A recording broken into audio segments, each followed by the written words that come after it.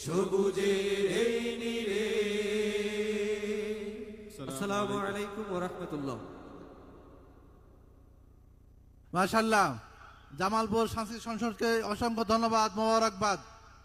সংগ্রামে উপস্থিতি এ পর্যায়ে বক্তব্য নিয়ে আসছেন ইসলামী আন্দোলন বাংলাদেশ ময়মনসিংহ মহানগর শাখার সংগ্রামী সভাপতি অধ্যাপক ডাক্তার মোহাম্মদ নাসির উদ্দিন।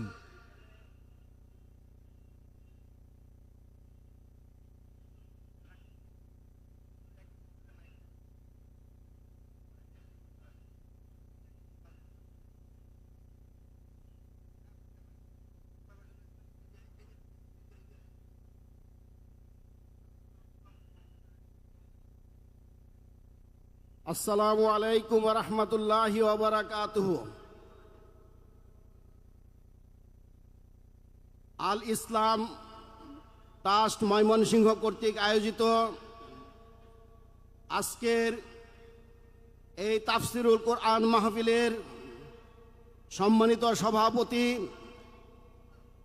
প্রবীণ আলেমে দ্বীন, ময়মনসিংহের গর্ব হযরত মাওলানা নুরুল ইসলাম সাহেব এবং মঞ্চভূমিষ্ঠ অতিথিবৃন্দ এবং আমার সামনে বৃহত্তর ময়মনসিংহ থেকে আগত দিন দরদি ইসলাম প্রিয় তৌহিদি জনতা, আমি ইসলামী আন্দোলন বাংলাদেশ ময়মনসিংহ মহানগরের পক্ষ থেকে আপনাদেরকে জানাই আন্তরিক শুভেচ্ছা ও মোবারকবাদ।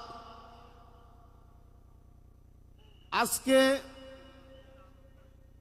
বহুদিন পর ময়মনসিংহে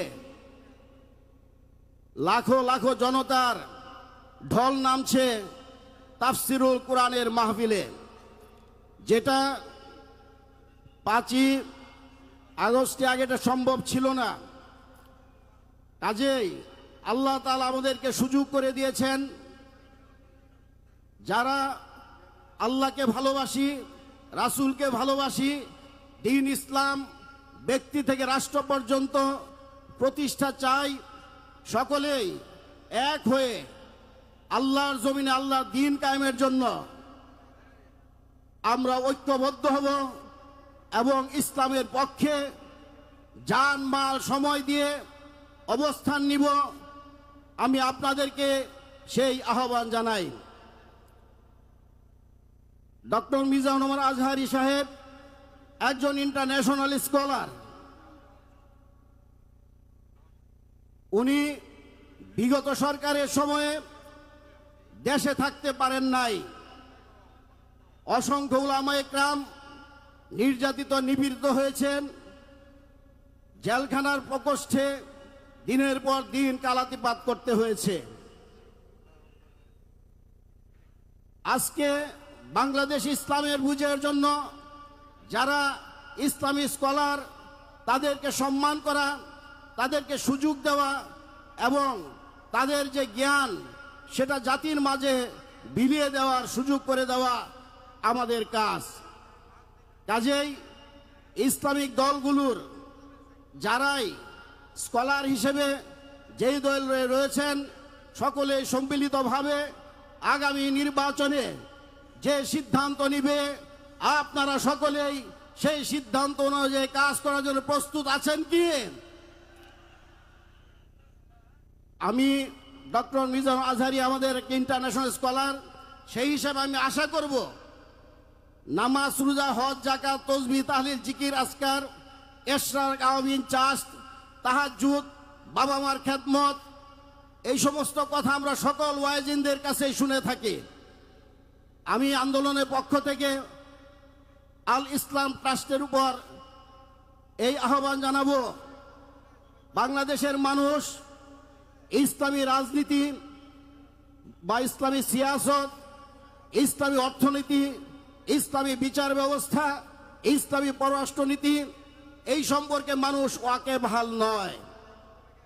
কারণ যারা আওয়ামী লীগ করে, বিএনপি করে, জাতীয় পার্টি করে, তারাও মুসলমান, কিন্তু তারা না বুঝার কারণে, তাকে না বুঝানোর কারণে আজকে অনেকেই বিপদগামী।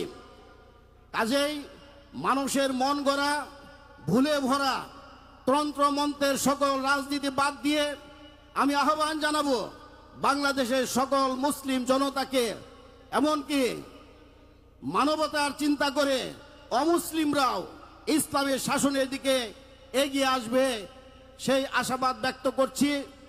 এবং আমার আহ্বান একটাই, যেই কথাগুলি বললাম আমাদের স্কলার সেই কথাগুলির উপর যদি কথা বলেন, এখানে যারা এসেছেন তারা সকলেই শিক্ষিত, সচেতন, সামাজিক এবং রাজনৈতিক সচেতন। কাজেই ইসলামী রাষ্ট্র পরিচালনার জন্য যে সমস্ত নিয়ামকগুলি প্রয়োজন সেগুলির আলোচনা প্রয়োজন। আজকে আমাদের সেই আলোচনার খুব অভাব বিধায় আমার ভাইয়েরা এক রাসূল, এক আল্লাহ, এক কালেমা, এক কেবলায় বিশ্বাস করা সত্ত্বেও কেউ আওয়ামী লীগ করছে, কেউ বিএনপি করছে, কেউ জাতীয় পার্টি করছে, কেউ কমিউনিস্ট পার্টি করছে। আমি মনে করি তারা যদি সঠিকভাবে কালেমা তায়েবার মর্মার্থ বুঝতে পারে, ইসলামের মর্মার্থ বুঝতে পারে, তাহলে সকলেই দিনের পথে চলে আসবে। আমরা একটা শক্তিশালী মুসলিম ইসলামী প্রজাতন্ত্র হিসেবে সারা বিশ্বের মাঝে জাহির হতে পারবো। পার্শ্ববর্তী দেশের চোখ রানাকে আমাদেরকে উপেক্ষা করতে পারবো।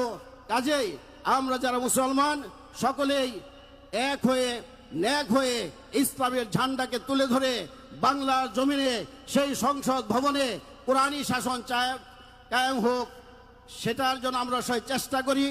আজকে তাফসিরুল কোরআনের মাহফিল থেকে সেই কোরআনের বাস্তবায়ন, কোরআনই হবে সংবিধান, এই আশাবাদ ব্যক্ত করে আমি আমার সংক্ষিপ্ত বক্তব্য এখানে শেষ করছি।